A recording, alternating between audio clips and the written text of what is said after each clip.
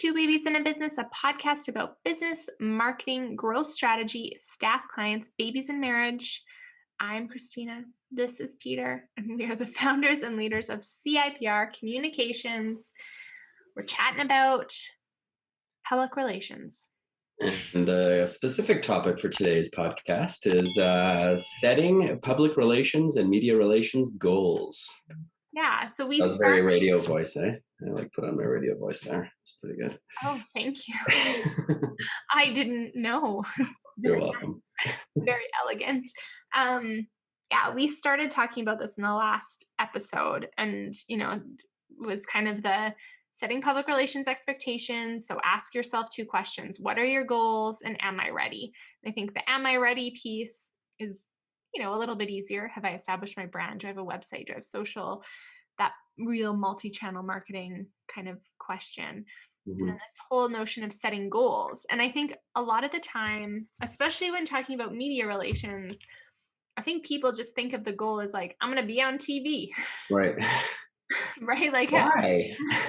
Right. So I'm excited to dig into this. Like, what are the goals behind your press release? Because again, a press release or media relations or the bigger public relations is just tools in your marketing communications toolbox to help you get to your goals. Yeah. So, I mean, specifically with a press release, I mean, there's a lot of different, again, I think you're right. A lot of companies are just like, well, I just want to be in the news. But I think if you start to peel that onion back a little bit and ask, well, why? Really, the reasons should be, I think the number one reason should be, really, I think about earned media as a way to get more credibility. And so, like, if I think about multi-channel PR, it's like, okay, I just put a press release over the wire. So certainly it got onto, 20 or so news channels, if you will, like websites. Obviously, now you have a link that is actually visible on a search engine from the wire distribution. But then now you can use some of that and put it onto your social media, right? And to inform some of the people that are following your accounts a little more closely about what you're doing without it being I said this and my company's announcing this. It's like, yes, your company's announcing this, but now somebody else is sort of like talking about it, right? And so that, I think that should be fundamentally one of the most important goals when it comes to media relations, is really just sort of that third party credibility and somebody else helping you tell your story for you. But then in addition to that, obviously, brand exposure should be a pretty big goal too, right? So PR is really the telling your story, and it's not really selling, right? It's not necessarily a lead generation channel, or at least not a direct lead generation channel. So like if your goal is to like sell more widgets, I'm not sure if PR necessarily is the right approach unless you're Apple, you know what I mean? And I say that like, It's true. This is what we talked about in our last podcast is like, yeah, like for an Apple, when they put out a new product, PR is an incredibly effective sales tool, but that's because they're Apple. And so don't compare yourself to Apple if you're not Apple, you know what I mean? I just think too, like public relations, and we say this all the time, is about relationship building. It's about a long game, right? Yeah. Guy on the corner that's flipping a sign, pizza this way, is your short game. Right? Like that kind of tactical drive business in the door, right? Drive your car into because that guy's flipping his pizza sign, right? Like I'm buying a pizza right now, $5, right? Right. It's about a relationship build, like public relations. We talk a lot about the differences between brand reputation and lead generation, and they need to those two terms need to be married for a great marketing communications program. Yeah. And then obviously beyond that, again, if your goal is eyeballs, likely that's where a paid PR approach probably makes the most sense, right? And having a partnership with a media channel where you can run it for a period of time. Let's dig into that. Like, so a goal of eyeballs, what does that mean? Well, so you want to have as many eyeballs on your story, like, seeing your brand as possible, right? So, what type of, like, where do you think a company would be, or like give an example of why a company would set that as a goal? Well, because we want to generate demand for what we're doing, or we want to inform people or educate people about a new product or a new service that we've just put out there, right? So we want as many people to see that as possible. But again, not directly from us in a sales approach, but more in a storytelling approach, more in an educational approach, right? And that's where that third party credibility, that getting a podcaster or a journalist or a blogger writing about what you do or your story just adds credibility. And I'll give a great example. So we Mobile Escape is a client that we've done some PR with, and their goal was really selling, definitely selling, but also just brand exposure, right? And so eyeballs, what we did is they basically have you can order basically an envelope that comes to your house that's like an escape game that you can play with your family at home, right? So that's what they do, and one of the things they do. And so we pitched to a bunch of bloggers all over the North America. Hey, we have this great thing. During the lockdown, during the pandemic, this is a great thing for families to do. So we pitched it to a lot of like mom bloggers, and sort of like community bloggers, like the people follow that talk about different new things to do, all that kind of stuff, toy bloggers, those types of people, right? And we pitched it as, hey, listen, we got this great product here. It'd be great to have it featured in your holiday gift guide, and we're willing to give you basically a free game so you can try it out on your own, right? And so many people, I think we had like 50 or 60 bloggers took up the free game. They got the free game. And most of them then enjoyed the game, wrote a story, wrote a blog about it, and included in their holiday gift guide. So now you have, a mom that a bunch of other moms follow saying, hey, me and my family played this game. It was so fun. We recommend, it's not too expensive. Go buy it. So obviously eyeballs and that third party credibility was a huge goal. And then obviously sales was sort of a secondary goal. But it still created sales, right?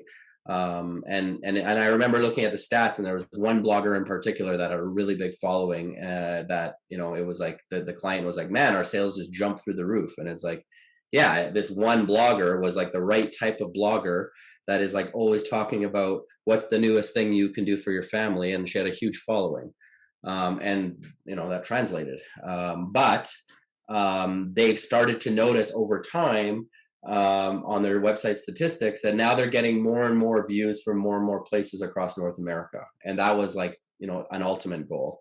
And it's because we were able to spread their story through these bloggers all across North America and all the different cities, right? So it was a long way of answering your question of eyeballs. Okay, so what? Definitely eyeballs. And I would almost call eyeballs brand awareness. Yeah. Right. So, it's about reaching as many people as possible. Great. But it's also this like goal around brand awareness. We want more people to know who we are and what we do. So I think that's, one of the top 3 goals I think that we often hear. So next goal, what's another goal we often hear? Sales. I want to do sales. I want to sell my thing. I want to, maybe it's selling the widget.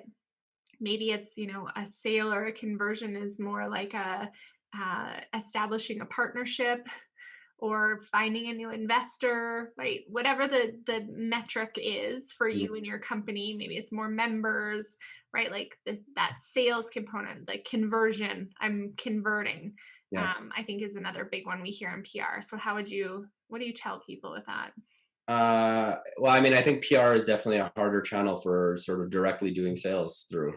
But the first question you have to ask, if sales is your goal, is this something that people are aware of? Like, people understand? Is this a brand new product or service that needs like a bunch of education, and you need to sort of, you need to bring people along the journey to get to sales, right? Or is this something that's just, hey, you have a better version of something that 10 million people use, right? And I think that's a really important point, is that like PR, and again, I kind of referenced Apple kind of jokingly at the beginning, but it's like, yeah, a new cell phone, everybody has a cell phone, everybody uses a cell phone. So like sales is a reasonable metric and expectation when you do a big PR piece for your Apple, because you just come out with the latest, newest, and greatest, and like everybody's looking for that and waiting for that, right? And so therefore, PR is going to work very effectively for getting you sales. But if you've just like, you know, come out with something that like is something nobody even knows about,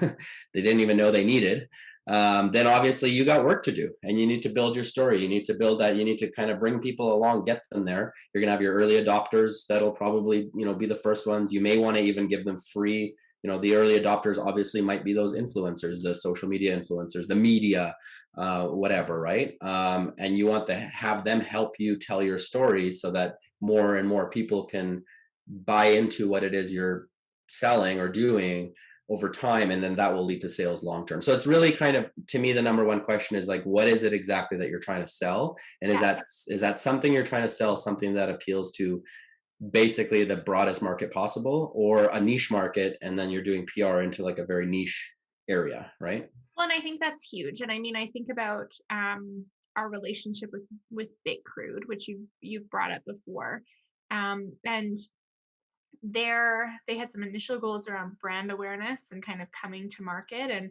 that was for us a 3 to 4 public, or I was going to say public relations, but press releases, another PR approach, right? One was about telling the story. It was about partnerships. It was about moving things forward.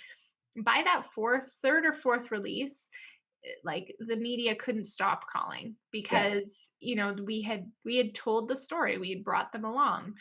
I think about kind of that round, but also the next round. Obviously for them, there's no direct to consumer piece here. So yeah, they were getting some really great public media because we told the story, eyeballs were on it, brand awareness was building. But their goal, you know, they had goals around investment, they had goals Mhm. around partnerships, they had goals around that piece. So being able to know that, Yeah. okay, check the box on brand awareness. Yeah, we've told everyone you've been on, you know, I think they had, you know, 60 to 70 hits at the end of the day, Yeah. interviews, kind of really grinding it out. Yeah. That next piece of like investment or partnerships, it was like, okay, what are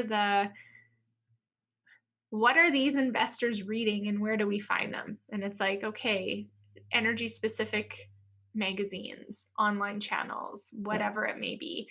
And that's a win for that particular piece. And I still get emails to this day, because I was the contact on those releases. People asking to invest. Can we invest in this company? And Yeah. you know, there's I no think proof. I think sort of investor relations is a really big goal. There should be, like, if you're raising money, even if you're a private company or whatever, obviously, like, you know, bringing your investors along through a media PR approach is really the way to do it, because you have the most control over your message that way, right? And you write your press release, put all the details in there, right? And I think about, like, you know, Sundial Cannabis, which we worked with for over a year. I think we did 43 press releases in a year, and it was just like building excitement, building a story. We're doing this, we're doing that. We just hired this guy. And you know, like, definitely we got a lot of media growth over time, because you know it was sort of like, holy cow, this Alberta-based company, like these guys are like going somewhere. You know what I mean? Yeah. But more importantly, they were using those press releases to like get their private investors on side, right? And you know, every time, and it's like, holy cow, look at these guys. These guys are moving and shaking. They get a press release every, you know, 1 to 2 a week, kind of sometimes, right? And it really, and then the nice thing too is that then when you go online, it's like the whole story's there, right? Through the media, through their press releases, obviously, and their website really was more of a consumer-facing website, right? So you know, their website was all about consumers, and then their PR strategy was all about investors and that piece, right? So that was, you know, it's a really important goal for sure. Okay, last of the top 3 goals. I think the other goal I would put out there is just you know, I have one. here you go. Just reaching over there. The other one we brought up at the beginning is like to be on TV, Right. which I think, like, you know, I smile about it, but like it's a goal, like for some Yeah. people. And I think, like, again, there's a bit of an old school mentality of like, oh, if I could only be on that TV show, then we'd sell a million. Like it's probably very related to the first two goals. But Yeah. I think there are some companies that just come to you and they're like, okay, we're going to do this. We're going to be on TV. We're going to be on the radio. And that's a goal. And it's a fair goal. Yeah. It is a fair goal. It is a fair goal. And again, I mean, the reasons behind that goal may vary for different people. And, and we've talked about before the importance of matching personality with marketing and communications approaches and channels. And like, hey, you and I, we, like, hey, we like the sound of our voices. We like to see ourselves in media and print or whatever. Like, we're outgoing people. So, like, it's, I call it a bit of an ego goal. But there's Yeah. nothing wrong with that, right? Like, there's nothing wrong with that. Like, and I'm the chief dreamer at CIPR Communications, and I've been thinking about this lots because I'm writing a book, as you can see behind me, my book chapters. But you sort of set this dream, you put yourself out there, and you want the world to know, and that's your way of kind of, like for me, it's like, hey, I post things on social media that are very inspirational because like I'm convincing myself too, and like whatever. And so like if you see yourself on TV, it's like, yeah, we're achieving what we wanted to, our big dreams, we're getting there, right? And so yeah, I think that's a totally legitimate goal. And obviously that goal leads to some other stuff, right? So there's, you set your dream and your intention and then do all the other stuff and amazing things happen. So there you go. It's true. I'd say like your all of these things, but fundamentally this last goal is if that's your goal and that's the place you're at, you better have some brand awareness or you Yeah. better have a story that's going to like bust through any sort of clutter, especially these days. And you have to have Or you better have like some money to get on there in a paid way. totally. And then the last thing I was going to say is like you better have your house in order cuz like Yeah. what's the last thing you're sitting on the global breakfast television show, the last thing they're going to say is, and where can people find you? Right. And it's at ciprcommunications.com or online at ciprcoms. Yeah. If you don't have an answer to that, or if your answer to that is like, oh well, you gotta call Sally and she'll hook me up with, right, like it's like your house, if your goal is to be on TV, be on the radio, that, like you said, I like calling it an ego goal, which is not a bad thing, right? A little healthy ego is critical for Totally. any entrepreneur in business. Totally. It's like your house better be in order. You don't invite someone over to have a party if you don't have walls and windows. And that's actually a great segment to our next podcast, which is all going to be about media training, because that's part of having your house in order is being ready to actually know how to talk to the media. It's true. And when to talk to them. Yes.